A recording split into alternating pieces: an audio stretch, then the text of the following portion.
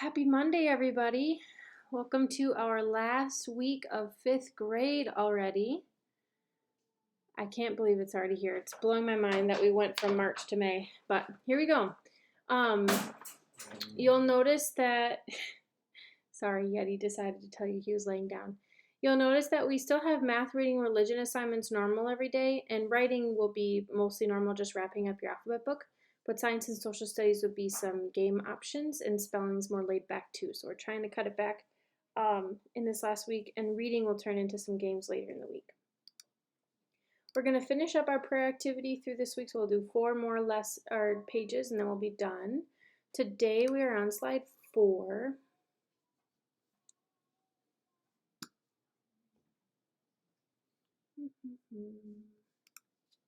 So for slide 4 is just to explain your connection to the following prayers. So think about morning prayer for your own personal self. What type of prayer is this? What are your thoughts on this kind of prayer? And you can think about when we were talking about personal versus communal. You can also talk about the different forms of expressing prayer. However you want to respond to this question. Are you one that likes to lay in bed before you wake up and kind of pray? Do you like to pray as I know some people like to do it through their routine, as they're brushing their teeth, as they're driving different places. So think about your morning prayers, or if you started off in a more formal way. And then evening prayer. How do you pray independently? How do you pray as a family? Communal prayer, liturgical prayer, mass. I know this looks differently right now, but it's still church, it's still prayer. So how can you talk about that communal liturgical type of prayer? And then share what you know. So how are communal and personal prayers inspired by the Holy Spirit? And why do you think communal prayers are spoken more at Mass and on pilgrimages versus at home or in the morning or evening? And you're welcome to check this out to reflect back to see, to refer to if you need a resource. You have 5 questions to answer today. For math, we're going to wrap up area and perimeter. We're on slide 15.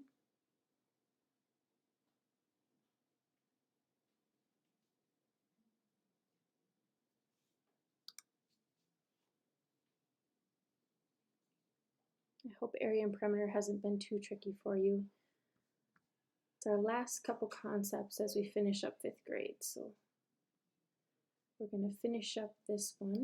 We're on slide 15, and we'll just do these last 4 slides for math. So a diagram of a playground is shown below. Find the total area of the playground. And this will be very similar to our first problem, where it's a series of rectangles, and we partitioned it into 2 rectangles, where we saw this one is 9 by 4, this one's 5 by 3, and then when I multiply 9 times 4 and 5 times 3, I can add it up to find the total. That's exactly what we're doing here for problem 15, finding the area inside the figure. For this one, Mr. Lopez is putting square tiles on the floor of his kitchen. Each unit square is 1 square foot. So each of these purple ones is 1 square foot, so 1 foot on each side. Which equations can Mr. Lopez use to find the area of his kitchen? Drag and drop the 3 correct equations into the boxes below. So I want to find out all of the purple squares inside the largest purple square. So I want to see which of these equations are correct. And they said there are 3 correct equations. So let's look and just count to start with. 1, 2, 3, 4, 5, 6, 7, 8, and 1, 2, 3, 4. So if this is 8 times 4, is this 4 times 7 going to work? No, because it's 8 across, not 7. So we know we can get rid of that guy right away. This one says 4 plus 8 is 12. I know there are more than 12 squares here. So I know this guy's not going to work out either. So I want to look at these 4 would be some pretty good options. See if you can figure out from these 4 options what the best possible answer for these 3, so only one of these is wrong, to finish this problem. 17 says, Stacy drew 2 rectangles on grid paper, circled the word that makes the sentence true. And to circle the word, we're just going to drag these ovals over the word or phrase you want to circle. The green rectangle has an area that is, oh Dottie. The green rectangle has an area that is less than the area of the pink rectangle, that is equal to the area of the pink rectangle, or greater than the area of the pink rectangle. So is there, let's think about how many squares are inside both shapes. Is there more, less, or equal to the same number between the green and the pink? Now we're talking about perimeter. The green rectangle has a perimeter that is less than, equal to, or greater than the perimeter of the pink rectangle. So looking at the outside of all these figures, I've got a 4 by 1 and I've got 2 by 2. Are they equal to, less than, or greater than? And you're just going to drop these ovals on top of the one you think is correct for this question and this question. And your last one, Katie used square tiles to make a rectangle. The rectangle has a perimeter of 8 units and an area of 4 units, which could be Katie's rectangle. So if it has an area of 4 units, I know that this guy's going to be automatically wrong. It only has 3 in the inside, so I'm going to ditch that one. I want you to look at these last 3, see if you can figure out which of these are correct. Could be 1, could be more than 1, which has an area of 4 and a perimeter of 8. Whichever one or whichever ones are correct, you'll just drop it down into the box below. And there's another one. Oh, this one. Just want to put these back so I don't forget. Okay, let's move along here quickly. For reading, we're on slide 5, but I think this was a day that I messed up. If I remember correctly, it was like a random spelling page attached, so you guys might just get out of this one. Because it was supposed to be, yep. Okay, so this one is a spelling page, so I'll make a note on here that you do not have to do slide 5 because slide 5 was an error.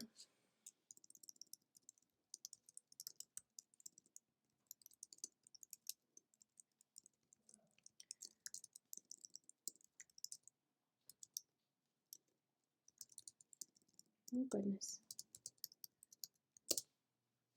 Okay, and I'll adjust it on the calendar later, but just so I don't forget, it's at least there for the kiddos to look at. Okay, so looking at this week, we're going to finish the state alphabet book this week.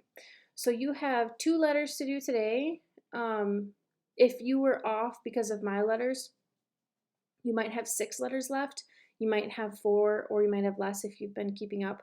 But the way this is going to work is you have a work day tomorrow, you have a work day today, and then on Wednesday, anything that you have left, so technically Wednesday is a work day too. And then on Thursday, our last day to work on it, we are going to be done. You'll submit it, you'll press the turn in button, and then you're going to do a 2-minute flip grid where you just kind of share some highlights from your book. So if you want to talk about your favorite fact that you found, but you spent a decent amount of time on this book, so I want to give you some opportunity to share easily. So your job is to make the flip grid on Thursday. So whatever you need to do to wrap up Monday, Tuesday, Wednesday, that way you can finish Thursday. We're going to work on Spelling City for lesson 13.5, and that's this link that I just clicked on. You can just play some games on here. I don't have a specific amount of activities to do this week, and I don't have any to turn in for spelling this week. It's just games. So pick a game, practice it for each day for about 10-15 minutes. For science and social studies are also games this week. So I attached all or a handful of the links that we've played so far this year with science or STEAM, even STEAM last year.